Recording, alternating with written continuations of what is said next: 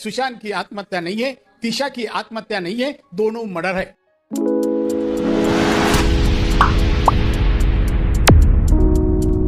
सुशांत सिंह राजपूत वाला मामला जो पिछले 2.5 साल से चल रहा है, इस मामले में कल एक बड़ी खबर निकल के आई जब बीजेपी की जो मंत्री हैं स्मृति ईरानी जी, उन्होंने एक बहुत बड़ा बयान दे दिया। उनका कहना था कि सुशांत सिंह राजपूत को ऐसा नहीं करना चाहिए था। मैंने उससे कहा था कि कभी अपने आप को मारना मत, और जैसे ही उन्होंने ये शब्द बोले वैसे ही कहा जा रहा है कि ट्विटर से लेकर सोशल मीडिया पे वो छा गई और लोगों ने उनसे सवाल करने शुरू कर दिए, जहां पर कहा जा रहा है कि आज तक ये बात समझ ही नहीं आई कि एक ही पार्टी के 2 मंत्रियों के अलग अलग बयान कैसे निकल के आ सकते हैं। जहां पर नारायण राणे जी ने बोला था कि सुशांत और दिशा का मर्डर हुआ है और उनके पास सबूत भी हैं, वहीं पर कहा जा रहा है कि स्मृति ईरानी जी ये बोल रही हैं कि सुशांत को एक कदम नहीं उठाना चाहिए था। सुशांत को मैंने बोला था कि अपने आप को कभी मारना मत। सुशांत की आत्महत्या नहीं है, तिशा की आत्महत्या नहीं है, दोनों मर्डर है। मैं उस सेम परिसर में काम करती थी जहां सुशांत करते थे। मेरे सामने ही वो टेलीविजन में आए और मेरे लिए अमिताभ जी आज बहुत बड़ी समस्या यह है कि मैं एक संवैधानिक पद पर हूँ, इसीलिए किसी भी इन्वेस्टिगेशन पर या फिर सब जुडिस मैटर पर टिप्पणी करना मेरे लिए मर्यादा का उल्लंघन करना होगा।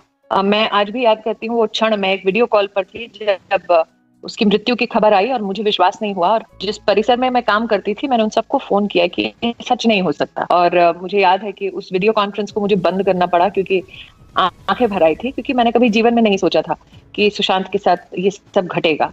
मुझे आज कष्ट होता है जब उनके परिवार पर टिप्पणी की जाती है, और मेरी तो आज एक सिर्फ ये अपील हो सकती है कि उस परिवार ने और विशेषतः उनके पिता ने अपने पुत्र को, अपने बेटे को खोया है, और पर अमर्यादित टिप्पणी करने से बचें। तो मुझे लगता है कहीं ना कहीं आत्मा कम से कम सुशांत की विचलित नहीं होगी। मैं आशावादी हूँ कि न्याय पूरी तरीके से होगा।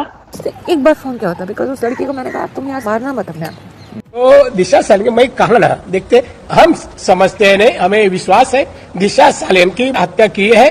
उस वक्त पुलिस उस फ्लोर पे वहां थे, किसके प्रोटेक्शन के लिए थे वो नाम बाहर नहीं आया। दिशा सालियन का पोस्टमार्टम हुआ, रिपोर्ट बाहर नहीं आया। हत्या कैसी हुई, कार लगा, कोई पोस्टमार्टम नहीं है। क्या समझो सत्ता बदली हो गई तो डॉक्टर लोग सब बोलेंगे। अभी वाजे ने क्या बोल रहे हैं, अनिल देशमुख बेचारा अंदर है, इन लोग का बदली उन्होंने किया और उसको काम पे लगाया। सुशांत सिंह का बात कर रहे हैं। अरे मैं हादसा बोला मराठी में कहा, जब दिशा सालियन और सुशांत एक दूसरे को पहचानते थे, तो उसकी हत्या जब हुई तो कहा भी कमेंट्स करके सुशांत बोला कि जिन्होंने किया मैं छोड़ूंगा नहीं। वो मैसेज इन लोग के बाद जा गया, जिन्होंने मर्डर किया है वही सेम नाय रात को उनके घर पे 5-6 गाड़ी लेके आए। उसमें एक मंत्री का सिग्नल वाली गाड़ी थी साफा में, बिल्डिंग के लोगों ने देखा है।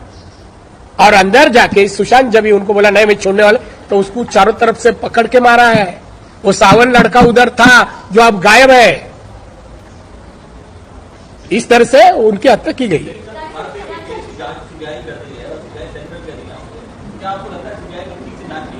ठीक नहीं, ऐसा कैसा बोलूंगा, ठीक नहीं कैसा करेंगे, ऐसा क्लोज तो नहीं हुआ, फाइल ओपन है। अरे इनको क्या मालूम कौन बोलते हैं, उनको क्या मालूम है। पुलिस हो, सीबीआई हो, ईडी हो, उनका वर्किंग कैसा है। मर्डर केस कभी भी ओपन हो सकती है। इस बार बोल दिया आदित्य ठाकरे कहीं ना कहीं इसमें इन्वॉल्व है, या तो वो इन्वॉल्व है या तो वो किसी को बचाने की कोशिश कर रहा है जो कि उसके पास का है या एकदम नजदीक का है। ये 101% इसमें कोई ना कोई, इसमें मेरे मन में कोई डाउट नहीं, हमारे मन में कोई डाउट नहीं है। 101% आप फुटेज देखोगे या कोई भी आपको जानकारी, या जब ये इन्वेस्टिगेशन बाहर आएगी कहीं ना कहीं आदित्य ठाकरे का नाम निकलेगा। वो किसी को बचाने की कोशिश कर रहा है, उसका बाहर नाम निकलेगा। आपको एविडेंस, ये जो 50 दिन में शायद जो एविडेंस इन लोगों ने डिस्ट्रॉय कर दिया होगा, पता नहीं इन लोगों ने क्या अभी तक उन लोगों ने सब बदला होगा या उन लोगों ने डिस्ट्रॉय कर दिया होगा, अभी तक उसकी जानकारी नहीं है। वो तो इन्वेस्टिगेशन में बाहर आएगा अगर आने वाला हो तो।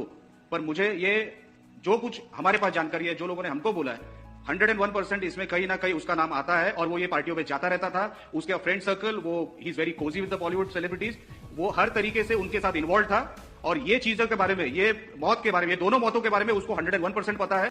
इस तरह की मर्डर करना और आत्महत्या करके करना, ये लोगों का धंधा है, काफी लोगों के साथ हुआ है। अब पुलिस लोग के मदद से ही ये सब छुपा देते हैं। बिहार सरकार ने जो सीबीआई की मांग की है वो रास्ता है,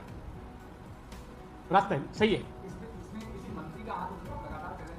मंत्री के साथ में इन्वॉल्वमेंट है, वो उधर प्रेजेंट थे वो पार्टी को, और वो उन लोग जाने के बाद ही, सुशांत घर में जाने के बाद सवेरे खाली डेड बॉडी मिली, और जिस तरह का वो फांसी ऐसे हो ही नहीं सकते, हो ही नहीं सकते। का जिस तरह से तो क्या यहाँ पर एक पर्सन मर्डर एंगल दिखा रहा है, दूसरा पर्सन सुसाइड एंगल दिखाना चाहता है? समझ नहीं आ रहा यहाँ पर चल क्या रहा है। इस मामले में एजेंसीज पे विश्वास किया जाए, पॉलिटिशियन पे विश्वास किया जाए, या फिर किस पे विश्वास किया जाए, ये समझ नहीं आ रहा। क्योंकि इस पूरे मामले में शुरुआत से लेकर अभी तक मिस्टीरियस चीज़ें बहुत सारी हुई हैं और आज लोगों के बयान भी ऐसे निकल के आ रहे हैं जिसके बाद सवाल ये उठता है कि आखिरकार एक ही पार्टी के होने के बाद दो लोगों के बयान अलग अलग कैसे हो सकते हैं। जहां पर पहले हमने देखा था कि दूसरी पार्टी के लोग अलग बयान देते थे और अब देख रहे हैं कि एक ही पार्टी के लोग अलग अलग बयान दे रहे हैं।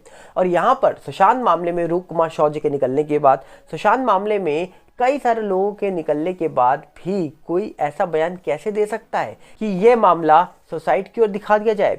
जैसे स्मृति ईरानी जी का ये बयान निकल के आया, वैसे कहा जा रहा है कि प्रियंका सिंह जी जो सुशांत सिंह राजपूत की सिस्टर है, उनको लेकर भी एक बात निकल के आ रही है। उन्होंने ट्वीट किया और अपनी नाराजगी जताई है।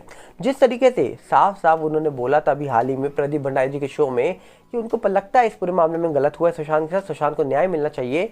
वहीं पर एक बहन जब ये बात सुनती है एक बड़े पॉलिटिशियन के मुंह से, तो कहीं ना कहीं उनको भी समझ आता है कि आखिरकार उनके भाई का केस किस एंगल की ओर जा रहा है और किस एंगल की ओर दिखाया जा रहा है। आज लोग सवाल यही पूछ रहे हैं सोशल मीडिया पर कि क्या सुशांत केस का फैसला आ गया है? क्या सुशांत केस का फैसला यही है कि सुशांत केस सुसाइड एंगल से जांच होगा या फिर सुशांत सिंह राजपूत ने सुसाइड करी थी?